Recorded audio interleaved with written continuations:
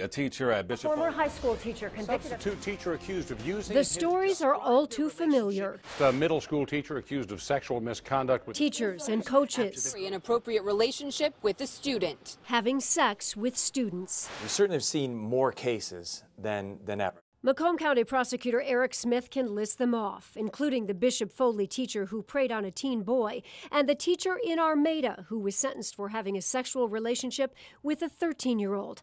The common theme in so many of these cases: social media, the way we have access now with the kids and the teachers. Nowadays, kids become friends with their teachers online, through Facebook, through all forms of social media, and it's breaking down the normal conventional walls. With social media, communication can be private and very fast and accelerates relationships very quickly. The investigators found Snapchat and FaceTime were the networks of choice for Catherine Ronk.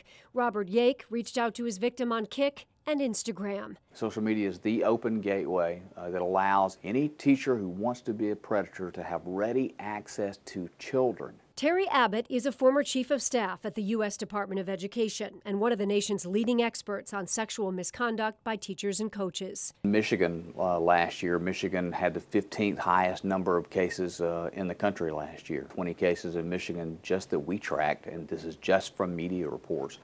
So we know that there are more out there that we don't even know about in these numbers because they may never have hit the media, and that should be scary for every parent and every educator. The secrecy is the part that has to stop. You eliminate the secrecy, you eliminate the problem, at least on that regarding social media. The first step, Abbott and Smith agree, is crystal clear. School districts have got to do something about that. I think that begins with having a strong policy that prohibits secret messaging between teachers and students. Would you like to see all schools have a social media policy in place? Oh, absolutely. There's no doubt about that. As a mom, I figured most school districts were already tackling this issue. There are rules in place, after all, for just about everything regarding our kids in schools. Social media rules seemed obvious.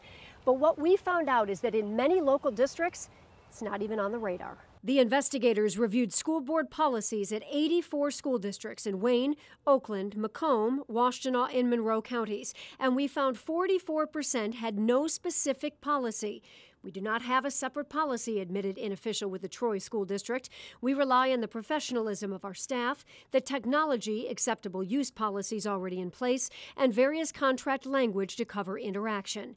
Ann Arbor Public Schools and the Rochester Community School District were among those that also admitted there was nothing specific on the books. Every district needs a strong social media policy, and if they don't have a strong social media policy, they are behind right now. Leading the way locally, West Bloomfield and Taylor. Both districts forbid employees from being friends with students on social media. They can only communicate on public pages. All private messaging is banned. Phone numbers cannot be shared unless the district says okay. We wanted something in place that would protect our students and protect our staff. Of the 56% of districts that do have policies, most are the same. Staff can communicate with students on social media, but only about school matters. Abbott says that's a start, but it's not nearly enough. The secret is to make sure that any message that happens between a child and a teacher must be in a public place where everyone can see it, so that the first time a teacher sends a kid a secret text message in the middle of the night, you can fire that teacher. You do that a few times, we will start slowing this issue down.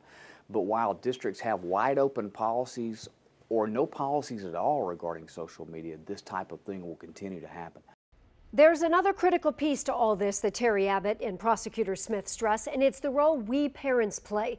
We need to know what our kids are doing on social media and who they're texting, because while we know the vast majority of teachers and coaches would never cross that line, we need to help watch for the one who may. Also, what role does our legislature play in all of this? We'll look at that tomorrow. I'm Joanne Purton, 7 Action News.